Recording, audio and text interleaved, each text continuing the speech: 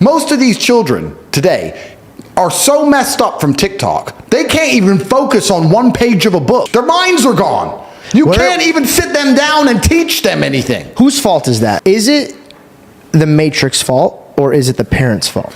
Well, very interesting. And I do think that parents certainly have a huge part to play.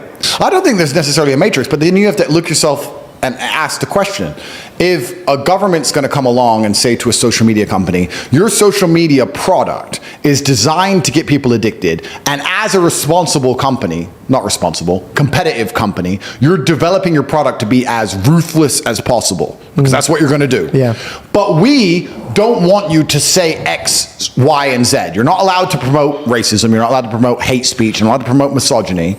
We do want you to promote transgender ideals. We do want you to promote gender fluidity, and never have a conversation about the fact that maybe we want you to promote discipline and hard work and these other things as opposed to being a clown. Do you Why? Because they are using these machines to promote garbage. Why don't they use it to promote anything constructive? So check this out. We're in the land of the free. You don't agree with this. Of course not. But let's debate about this. Yeah. Is it free, so free, that it's giving the will to anybody to do what they want, and this is what the mass wants to do with it? First things first, no country on earth is free. Not one. Oh. So when you talk about the land of the free, what they're actually saying is, we've built a society based on freedom. Of course there is no freedom, because true freedom is anarchy. So I'm not even advocating for it. But that's what I'm saying. Do you think it turned that way because of that? No. But here's the psyop. Yeah. Every single country has its own version of their restrictions and rules. When I go to the UAE, I feel very free because I can say anything I want. I don't want to say the things that would land me in jail. If I insulted Islam or insulted the leaders of Dubai in Dubai, I'd go to jail. Yeah. But I don't want to. It doesn't cross my mind, so I speak and feel free. In America, if you go to America and you talk pro-LGBT, pro-agenda, pro-democrat, pro all these things, you think you're in a free country because you're saying all the things you're allowed to say. If you start saying the things you're not allowed to say, you'll learn that it's no more free than Saudi. It's just there's a different set of rules of what you're allowed to say. So what we have, your ability to speak freely is directly correlated to your insignificance. When nobody listens to you, you can say what you want. If you get a platform and start talking, you will learn very quickly how you're not allowed to say what you want because people are listening. You're free to talk in an empty room. You're not free to talk to millions of people who are paying attention to you. So what we have now in the West is a society which is only linked and only bound by this false idea of freedom. Because we don't no longer believe in a flag. You look at Russia. All Russians respect Russia. They all respect the Russian flag. They respect the Russian identity. You can be Christian, you can be Muslim, but we are Russians. And when they're attacked externally, they unify as a Russian people. America doesn't have that. Half America hates the flag.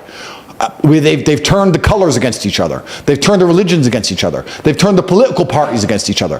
When you have the most controlled nation on earth with the most laws and the most people in jail, and the only thing that's preventing absolute anarchy and unifying the people is the illusion of freedom, how do you do that? What you do is you make sure that nobody's free to do anything important, like speak about important issues, but you allow people to be free to do dumb shit.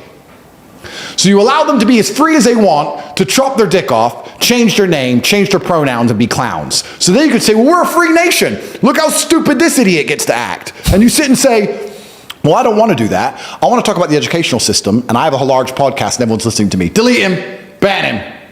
Whoa. First Amendment. No, ban him. Oh, he's still talking. Oh, there's demonstrations. Jail. Well, I thought we were in a free country. Oh, you are free. You can chop your dick off. But I don't want to do that. So the whole thing is a scam. And only the Western countries even promote this idea of freedom. And it's a scam freedom, as I've just described, whereas other nations don't do that. Saudi Arabia will not say, we are a free country. They will say, we are God-fearing. We're an Islamic country. We don't care about freedom. We care about worshiping God and living true to God. Now, I actually, as a person, like the rules I understand. Even if I were to play a game I don't particularly like, right? Even if I was in a situation, even if I don't like the rules of life, let's say you made me move to some random country, Kuala Lumpur. I don't know the rules of Kuala Lumpur, but I have to move there and you give me the set of rules and I read them. I'll respect that.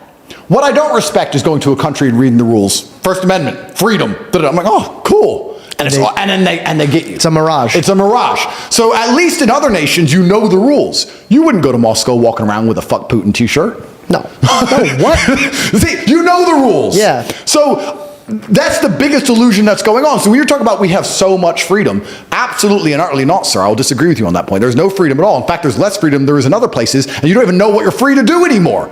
Depending, you can riot if you're BLM, but if you're the Republicans and you riot, ooh, jail.